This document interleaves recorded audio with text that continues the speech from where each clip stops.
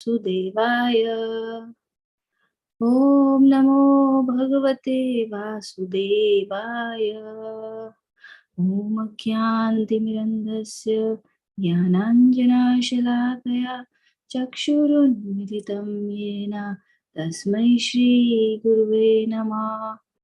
Namah Om Vishnu Padaya Krishna Prishtaya Bhutale Srimate Bhakti Vedanta Swami Iti Namine Namaste Saraswate Deve Gauravani Pracharine Nirvishesha Shunyavadi Pashyata Deshatarine Jai Shri Krishna Chaitanya Prabhu Nityananda Shri Advaita Gadadhara Srinivasadi Gaura Bhaktivinoda Hare Krishna Krishna Krishna Hare Hare Hare Rama, Rama Rama, Hare Hare. Srimad Bhagavatam ki jai, Shri Prabhupada ki jai, Jai.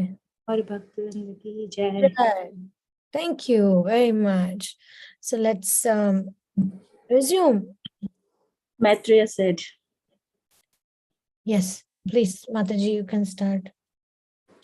Maitreya said, seeing others in terms of friends and enemies is a mental construction. All living beings are the Supreme Lord's children, product of his marginal energy. It is only because we are contaminated by the modes of nature that we distinguish one spirit soul as a friend and another as an enemy. That's on the spiritual platform, replied Vidura. But when we are in the material life, is it still false to think in terms of friends and enemy? Maitreya replied, a learned person sees that even on the material platform, we are the same since all bodies are nothing but a combination of the five elements. Vidura thanked Maitreya and asked him to continue explaining Dhruva's mentality.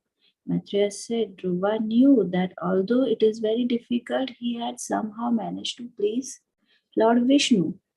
The Lord could easily have given him liberation from birth and death, but instead had given him a kingdom. A worldly kingdom is worthless, like medicine to a dead man. He censured himself for supplicating Vishnu's with that desire. He compared himself to a poor man who approaches the emperor for charity. If the emperor is prepared to give a petitioner anything he wants, only the most foolish person would ask for a little rice. Constantly he rebuked himself, thinking I could have been engaged in the Lord's personal service, but instead, out of pride, I wanted name, fame, and prosperity. What did he wish for then? Asked Vidura. He wished he had been more like you, my dear Vidura. What do you mean? Pure devotee like you are attached to the honesty of Krishna's lotus feet, and thus you are fully satisfied by hearing about and glorifying him. Since you are fully satisfied, you never ask the Lord for anything, neither material prosperity nor liberation from birth and death. Vidura blushed and bowed his head. Please tell me what happened when Vidura arrived home. Uttanapada sat in darkness. He had become thin, and his face was lined with grief. Since Dhruva had left, he had engaged in harsh penance and austerity. Heavy steps pounded through the palace corridors, stopped just outside the shrine room. Fists strapped on the floor. Your Majesty. Okay, we'll pause there. This point. Since you're fully satisfied, you never ask the Lord for anything, neither material prosperity nor liberation from birth and death. Okay, let's see.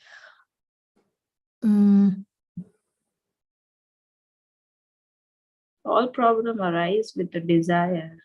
So when you're fully satisfied, you never ask the Lord for anything. Neither material or liberation. Well, okay, let's say I don't have any material desires as such, But let's say I am in trouble and my devotional life is somehow or another affected because of some problems around me. So what about asking for problems to be solved? Yeah, it's our karmic bag. Mm-hmm.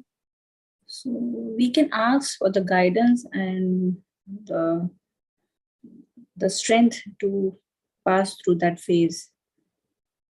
Mm-hmm. Like this is the phase, right? Pure devotees are like you Yes, to attached the to the honey feet of of Krishna's lotus feet and thus fully satisfied by hearing and glorifying. So what if I am not able to satisfy my mind by just hearing and glorifying the Lord because I'm disturbed with some material problems? This is a question to everybody here.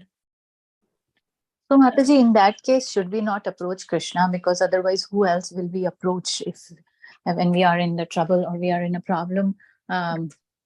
Who is like we think like this? Who is the ultimate? Who is the superior most? He knows everything though, but we are going to share. Like we need someone to share. So we should be sharing with Krishna, is supreme, since he's supreme. Mm-hmm. I'm with you. Any other points? Because, we read constantly in Srimad Bhagavatam, Prabhupada repeatedly speaks about this unconditional devotion, unconditional surrender, to not ask anything from Krishna, to not have any desires. But my question is it realistic? Is it practical? Is it realistic? Is it even possible? it is possible. Like if you see all the examples in the Srimad Bhagavatam, like Draupadi, how she tried herself a lot. Ultimately, when she gave up everything and surrendered to Krishna and asking, was Hey Govinda, and then she got the help. Otherwise, as much as we can try our own, this is our mind actually who thinks that now we can do. Now we want the result right now. We don't want to, don't want to feel. We don't want to go through that phase because that is very terrible. And but it's Krishna's plans that makes us more strong and closer to Krishna. As we tolerate, then we got the potency, then we got empowered. That was my understanding. I know it's not very practical when you're going through such a very difficult situation, but somehow we have to, we have to understand that, if the problem we can do something, we have to do. But ultimately, who's the doer is the Krishna. So we are drowning actually. We, just struggling and the opposite of the current. It's very difficult. We don't have that much of strength, so we have to flow. Hare Krishna, Mataji. Am I audible? Hare Krishna. Yes. Mataji, I have a question here. Like, how we learn, right? Devotional service should be without any motive and without any desire. We should just serve. But as far as I remember, in the 11th canto, right, Krishna was telling Uddhava during Yudhishthira Maharaj that game, gambling game.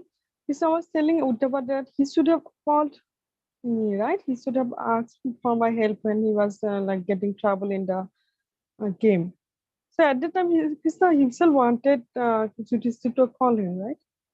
Yudhishthira Maharaj was thinking that I should not disturb Krishna, I should do it on my own. But Krishna was telling Uddhava that he should have called me when he is in trouble.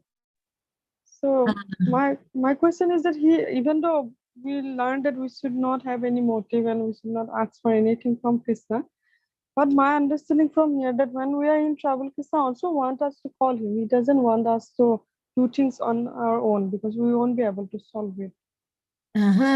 You see, now we are coming closer to the answer. So basically, I'm confused like what to do. So can you explain? Okay. My understanding is that the gopis, they were in so much separation from Krishna. All they could do was curse him, feel frustration, feel anger, feel extreme love. It was total madness. Different kinds of emotions were coming up for the gopis. And regardless of the emotion, their intensity of affection for Krishna, their intensity of attachment towards Krishna is what was like so pleasing to the Lord and so bewildering to the Lord, even so much so that to such an extent that the Lord could not understand what kind of love maddened somebody like that he had to, Srimati Radharani had to become a mendicant, and Krishna had to become, take the form of Lord Chaitanya Mahaprabhu as that mendicant and experience that rasa. So such is the power of emotions. When we are emotional, it doesn't matter. We're studying also in the 7th canto so clearly that even if somebody thinks of Krishna animically, is better than not to think of Krishna. So what to speak of a devotee approaching the Lord to take shelter? At the same time, the main element here, the main ingredient here is that Krishna should be the center.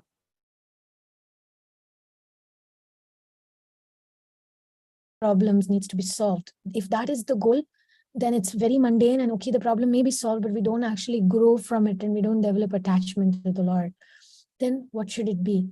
It should be that, like the gopis, it's not that they were just missing Krishna because they could not enjoy with Krishna. They were actually thinking Krishna is missing out on all the Vraja Seva, Vraja Leela. There's nobody to serve him like the gopis because they are so aware of Krishna's likes and dislikes, and they know how much he loves the Yamuna river. He knows, they know so much, and they are actually worried for Krishna not having all that. And so if we could channel our emotions from putting ourselves in the center to putting Krishna in the center. Okay, like one example that happened, just it's been happening since last few days, and yesterday was like a height of it for me. I live in a community where I can, there are many flowers, and I have this service to make Radharani's head garland and Madhava's like feet garland. And I got into a little bit of a misunderstanding. I don't know what fight. I don't know what. Yesterday that I wasn't allowed to pick flowers. Okay. And that literally drove me into a madness, madness of emotions, anger, sadness, irritability, everything. And then I had to literally sit down and process these emotions to try to see how much of it is putting Krishna in the center kind of madness, which will purify me. Which, like I had to be very, very clear about my intentions. I had to separate my sense of false ego, because some guard had to tell my maid, tell Mataji not to pick flowers because this other person has told not to. And I had to separate my sense of self, like me, who is this guard to tell me through my maid, that kind of like thing comes, the Ishvara Bhava. I had to struggle very hard with introspection, with chanting, with the help of a friend to sit down and process this. And then some people who could have helped didn't want to help. So all those things I had to very carefully, what does it mean asking Krishna for help? There are many ways, right? First thing is like, somehow, like there are tamasic thoughts, rajasic thoughts. I want to have the right to do it. And I said, why do you want to have the right to do it? And then like I had to ask myself those hard questions. Then finally I decided, okay, the point is if I put Krishna in the center, nothing is lost. Because you know what? My service to do this seva is not lost, because that is my lifeline. the flowers, Krishna is Akhilanda Koti Brahmanda Nayaka. He is the proprietor of the entire universe. And what so sad of me to think that he cannot provide me flowers, right? So I had to process, it took me a few hours to process this thing in a way to approach Krishna with the emotions of service and attachment and the madness that comes along with it, but at the same time without offending anybody involved, without making a mess out of the situation, and without putting my own false ego as a priority to process this thing. So similarly, what does it, it's not that we don't get triggered, it's not that we don't have needs, right? The point is to khud ko, ourselves, like to take khud ko, like hatana, like first of all remove yourself from the center and try to put Krishna in the center. Oh, this person is treating me so badly, this and that. Okay, all that is fine, but look into the situation and truly see, where is the Krishna element really being affected there? Are you being stopped from chanting? Are you being stopped from studying Bhagavatam? Are you being stopped from offering prasadam to Krishna? No, in that angle we see, even if that is the case, then we try to see, how do I stay connected to Krishna? Because what do I want? Do I want just to become angry and make a mess and be the center of everything, that everybody should worship me and give me access to everything I want just because I'm doing service? Or is it that I want to be able to do the service for Krishna, and then I have to trust that Krishna will open some other door? One door closes, 3 windows can open. So what does it mean to be fully satisfied and never ask the Lord for anything? Means I am satisfaction should be on the higher level, higher chakras, you can say. The lower chakras will say, take revenge, try to go and speak with somebody else to get this, whatever. The lower chakras will put ourselves in the center. So when it means, what it means fully satisfied is like, Krishna, I'm very satisfied with this service that I have. I'm not going to ask you to provide for me in a specific way, but, and I'm not, okay, the fact is this, when I had this access, it was much easier for me. It took me less time to go and pick the flowers. They're really close by only, and within around my compound, and I just take it, and then that's it, right? It was easier. Now what I would have to do is either wait, patiently cultivate. I have a big garden myself, so maybe put that particular plant that I was going outside, put it, etc., and wait for it to grow. And or actually, which I was lazy, this is the thing that came up for me, I was lazy to go to the market. Flower market is about 20 minutes from here. It takes about 1 hour to go and come back and buy some flowers. So to go to that flower market where I can actually find many more flowers, many more colors, etc. Krishna's mercy, Krishna has given me resource to buy flowers, right? I can buy flowers 3 times a week and then put it in the fridge and use it. And I noticed that I was lazy in that regard. And who knows what opportunities will come by me going and coming to do that service. So yeah, it won't be as easy as before, maybe. And it's not that this person said, I will not give you flowers or don't take flowers. They said just that only one particular assigned gardener should pick the flowers. And whenever we have extra, we will give. Something like that. So I had to really look at it as really putting Krishna in the center. If Krishna getting the service done is my goal, there's so many unnecessary emotions attached, which is tamasic and rajasic. How can they treat me like this? Why did they say this to me? Why can't I'm only doing service for Radha Madhava? I could waste a lot of time cribbing and crying over something very trivial. Whereas my focus should be, oh my God, I'm grateful for this service, and I would have to do a little bit more effort, and I'm not going to ask liberation from that driving up and down. In my case, liberation means to drive 1 hour to get these flowers or something. And to not complain, because if I don't want to complain about the situation, because Krishna must have noticed something there. He must have noticed complacency in me. And so there is some lesson here. So like that, if we are able to actually become attached to Krishna, to Krishna's service, and then we will become more and more eager to see Krishna's hand in our life. Why certain circumstances are happening, we'll become open for it. It's very difficult sometimes to understand Krishna's hand, but then there is growth happening when we are open. And I'm telling you, there's no growth like the growth that happens in difficult circumstances where we are put under pressure. Because under under pressure only gold is also produced. So without pressure, without some sort of pressure, we cannot be tested on our actual dedication and faith. And as I'm just presenting my own situation that happened some hours ago, that I had kind of I had to process all. Even in my dream, I was processing these things of flowers and gardens, and in the spiritual world, it's a different story. But as long as we're in the material world, we have to deal with all these things. But how to deal with it like a lotus flower, being in it, but not not belonging to it. It was hard. It was hard. It is still hard. As I'm presenting to all of you, I'm trying to put my best face and express. But obviously, you can imagine all the emotions attached to it.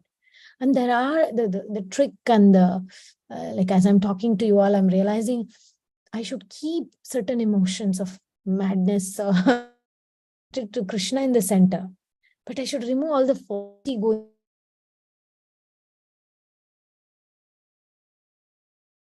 Garland in Vishnu Sahasranam, it comes his name. He wears a garland of faults and flaws of his devotee.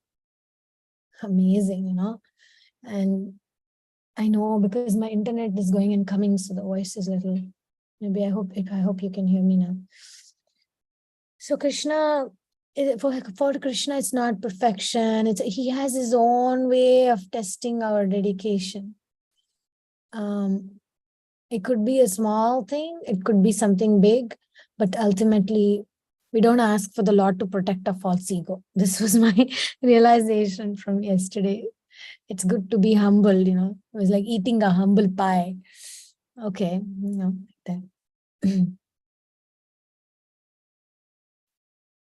Okay, does that answer your question, Snehavati?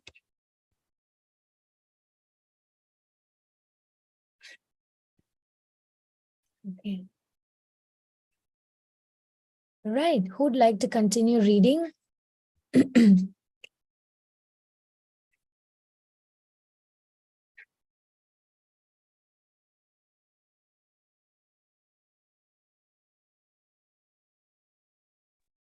Hare Krishna Mataji, from where start reading? Here. Your Majesty, the prince is here. Your Majesty, the prince is here. Uttanapada cast an annoyed look in the direction of the door. Tell Uttama to go to his mother. I am not well and don't wish to be disturbed again. Not Uttama, Your Majesty, Prince Dhruva is home. The king leapt to his feet. Dhruva, how was that possible? No 5-year-old child could survive the hazards of the forest. Maybe they had found the corpse and brought it home for a funeral. He buried his face in his hands, his shoulders shaking with his sobs. Surely he was the most wretched person. Again the guard banged on the door. Your Majesty, please open. Your son is coming. The prince is coming. Utpanda shammed his fist into the door. It was impossible for a sinful person like him to see his lost son live. He threw open the door. How dare you taunt your king? The guard bowed low. Your Majesty, I speak the truth. Don't you do you not remember that sage Narada predicted he would return home? Utpanda steadied himself against the open door. I thought he was trying to placate me. It seems not, Your Majesty. He spoke the truth. Crowds have spotted your son walking toward the city. Utpanda's expression brightened. It must be true. After all, a great sage such as Narad Muni would not lie. Dhruva was life. Utpanda's body trembled, and tears flowed down his face. He ran down the passageway. We must immediately arrange a royal greeting for the prince. He stopped briefly, um, took off a gem studded gold necklace and handed it to the guard. After bathing and dressing in the finest regalia, Utpanda mounted a chariot drawn by tall black steeds and bedecked with golden filigree, accompanied by many learned Brahmins, all the elderly members of his family, his officers and ministers, and his immediate friends. He proceeded towards the outskirts of his kingdom. Auspicious sounds of conches, kettle drums, and flutes reverberated loudly along with the chanting of Vedic mantras that augured good fortune. The king sent a palanquin to bring Queen Suniti. She wept with joy on hearing the news and ran to invite Suruchi to accompany her. Suruchi shied away. Since Dhruva's departure, she had lost all flavor with the king. Okay, let's pause there. Oh, this last sentence is like since Dhruva's departure, she had lost all favor with the king. Time turns, the wheel of fortune keeps rolling. One day we are in power, another day we are nothing. One day all the respects, another day no respect. There's a Vaishnavacharya who sings, ಒಂದು ಕಾಲದಲ್ಲಿ ಆನೆ ಕುದುರೆ ಮೆರೆಸುವೆ, ಒಂದು ಕಾಲದಲ್ಲಿ ಬರಿಗಾಲಲ್ಲಿ ನಡೆಸುವೆ, ಒಂದು ಕಾಲದಲ್ಲಿ ಮೃಷ್ಟಾನ್ನ ಮುನಿಸುವೆ, ಒಂದು ಕಾಲದಲ್ಲಿ ಉಪವಾಸವಿರಿಸುವೆ, ನಿನ್ನ ಮಹಿಮೆಯ ನೀನೇ ಬಲ್ಲೆಯೋ ದೇವಾ. It means Krishna sometimes will let us roam around in chariots and cavalry and elephants and maybe cars and bikes. And some other times we are barefoot, no material facilities, and we have to walk barefoot. Sometimes Krishna provides us mishtanna, chappan bhog, big feasts. And some other times we're starving and with no facilities to feed ourselves, what to speak of feeding others. So in this way, the Lord has his own purposes to teach certain lessons to certain devotees. And we can see here the plates have turned around. The fate has changed its favor, right? There was a time when Dhruva was neglected. And that moment, we all go through that little moment where we have that little power. And Krishna will witness how we use that power. And depending on how we use that power, we either strengthen our internal powers or we have just gambled away our karma, just like Suruchi had done. Suruchi had gambled away her good karma. If maybe she didn't behave so desperately and so aggressively, she would not be in that position. So and also see, there are two sides of, we have to take consequences of what we do. On one side, Suruchi did something like to a small boy. She did unjust act of abusing him, insulting him, and she had to bear the consequences. On another hand, Dhruva Maharaj, he did approach the Lord for something mundane or for a kingdom. He didn't approach the Lord for liberation. He approached the Lord for kingdom, right? And at the end, what he got kingdom only. He didn't get liberation. So this also proves yesterday's questions when Snehavati was asking, why did Dhruva get kingdom? Because we have to take responsibility for our desires.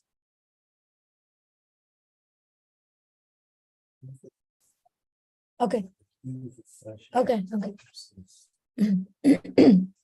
So this is another reason that Dhruva was given the kingdom, because when we act, when we pray in certain way, we have to take responsibility for it. And there has to be some regret. Oh, I prayed in that way, and now this is happening to people, or it's happening to me also. Then we take responsibility. That's also a devotional quality, to take responsibility for our actions and not to just go around blaming others. And also the other reason was, another reason why Dhruva Maharaj was given the kingdom is because Krishna, see, when Krishna appeared in front of Dhruva Maharaj, in that moment of excitement, in that moment of attraction to the Lord, he didn't ask for the kingdom. But Krishna is not ignorant of what we're not saying. He can see our hearts, he can see deeply. So perhaps deep in Dhruva Maharaj's heart, there was still that desire to want to rule.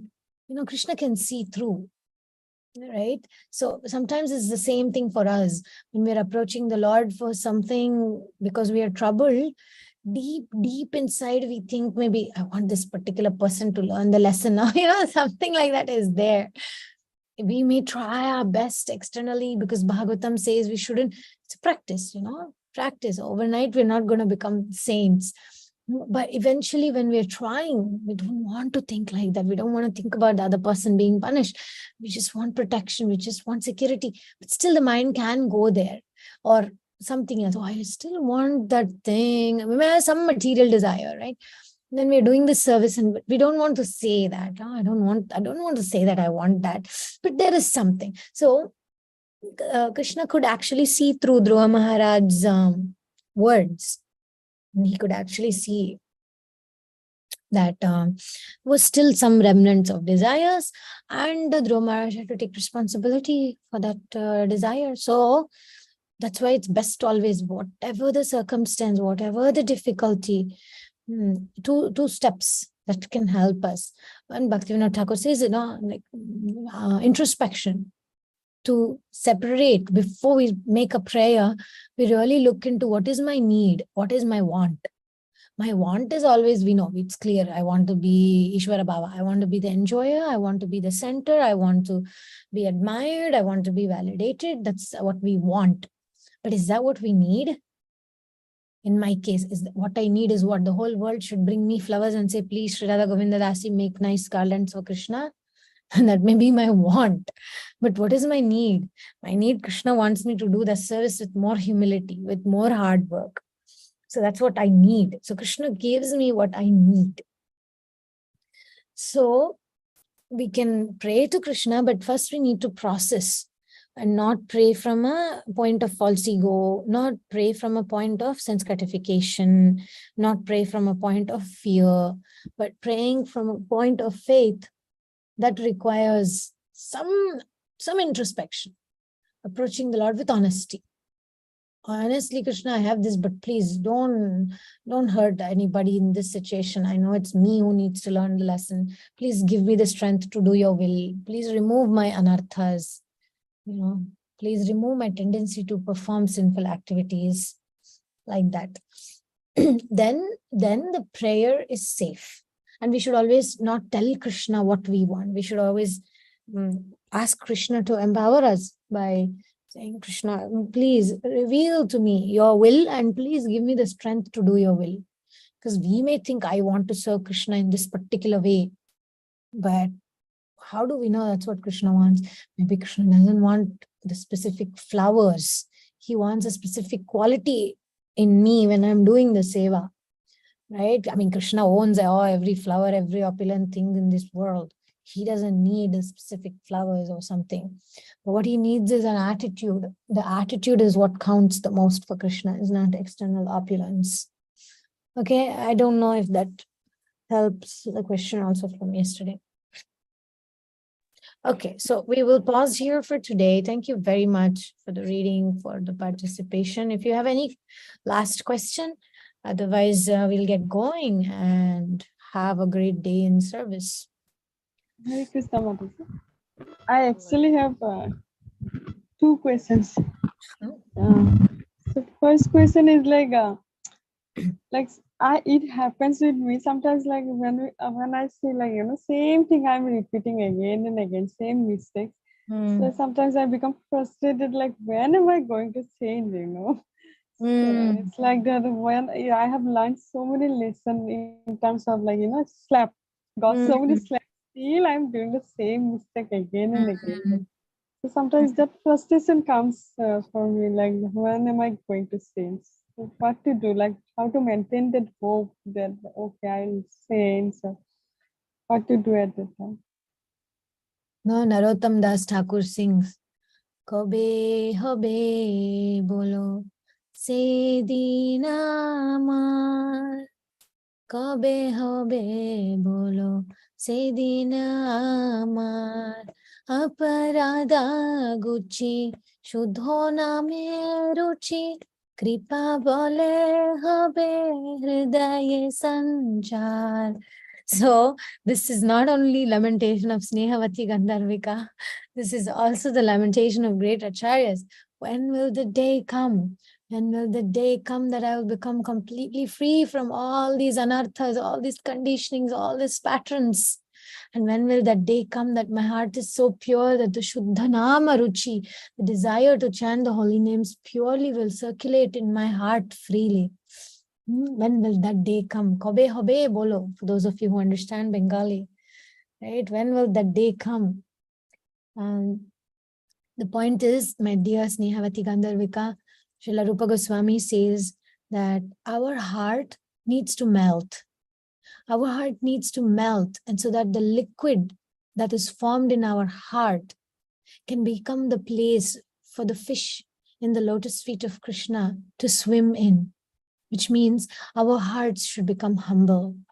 We should become dependent on the Lord, that we do not know when is that day when it's going to become that we'll be free from anarthas. We do not know when is the day that the Lord will give us the mercy to experience the bliss of the holy name and the attachment to the holy name in a purest form. It is not up to us. It is not the sadhana. It's not the tirtha yatras. It is not the great service that we can do, accomplishments that we can do, austerities that we can do, that we can reach that Shuddha Name Ruchi. It's only Kripa Bole Habe. Only by the mercy, the strength of the mercy, causeless mercy of the Vaishnavas, causeless mercy of Guru, that only with that it is possible that we can one day reach a position where we are pure enough. So that was the long answer. The short answer is, you have no control over it, or we all have no control over our own progress. We are completely and entirely dependent on the mercy of the Lord, mercy of the devotees. We have no power over it. All we can do is patiently, humbly accept this process of the humbling of the heart. Because the humbling of the heart happens only when this kind of instances happen, like happened to me yesterday. Then our hearts become humbled. And then when the heart becomes humbled, then Krishna says, now there is this, the heart is open and ready for the seed of desire to chant purely can be sowed inside. But when the heart is hard, my Guru Maharaj often says, austerities can also make our hearts hard. So when our hearts are hard, then when we want things to be done and we are in the Ishvara Bhava, things are going according to our plan, we're doing big projects, we're thinking I am so great, then it's very difficult. The heart becomes hard. And when the heart is hard, then how can the fish in the lotus feet of Krishna swim? How can there be a pure desire to chant purely? It cannot be. So the process is not about austerities and sadhana and discipline your mind. Come on, do this. You can do this way. You can give up this bad habit. No, my dear. The process of Gaudiya Vaishnavism, the Siddhanta, is utter humility. Just like Arjuna in the beginning of the battlefield of Kurukshetra, he didn't start out saying, here I am, Arjuna, I know I will kill everybody and re-establish Dharma. No, he was so weak that Krishna asks, Kutastva Kashmalamidam. No, he's asking, where does all this dirty things coming in your heart, Arjuna? Why are you so weak? And Arjuna is like, Kim no rajyena govinda, kim bhogair jivitena va. And Arjuna is like, I don't want kingdom. I don't want any of the opulences. I don't want anything, Krishna. I give up. I don't want any of this. So he was in such a humble state. His heart was because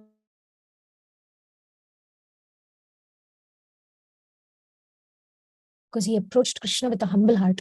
So let us not think of our weaknesses or our flaws as a weakness towards bhakti.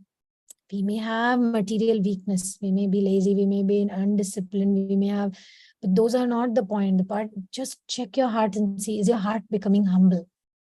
Is our heart becoming softer? If it's not becoming softer, something to be concerned. But if it's becoming softer because we are thinking, oh, I'm not able to do this, and due to that your heart is soft, oh, it's actually good news, it's not bad news. But if we're thinking, I have everything under control, I'm doing such nice sadhana, I know, I mean, I'm better than so many people around me, I'm so smart, I'm giving such nice classes, oof, that's very, very dangerous. Okay, so it's a good thing to be humble and having these anathas which bother us, because then we take shelter of Krishna. If no anatha is bothering us, we'll depend on ourselves. And Radha Prema Prada, you had a question yesterday. Sorry, we couldn't take it. Do you still have that question? Mataji, it was cleared. I really don't remember just now, but in the end, I felt it was cleared. I had a doubt, but it got cleared. Okay, great. So this is my answer. I need to get going. Maybe Snehavati, we can take this question later, personally, or maybe online tomorrow. Yes, Mataji. I got the answer. Thanks. Okay. Okay. Mataji, can you add me to the group? Because yesterday's those prayers, I couldn't see. Once I'm added, then I'll be able to also. I do not have your thing. Number? If you can message me, then Sure, I will do. Mataji. If you Yes. personally message me, then I'll add you. So Yes, Mataji. thank you very much, Grantharaj. Srimad Bhagavatam ki jai. Jai. Thank you, Mataji. Jai.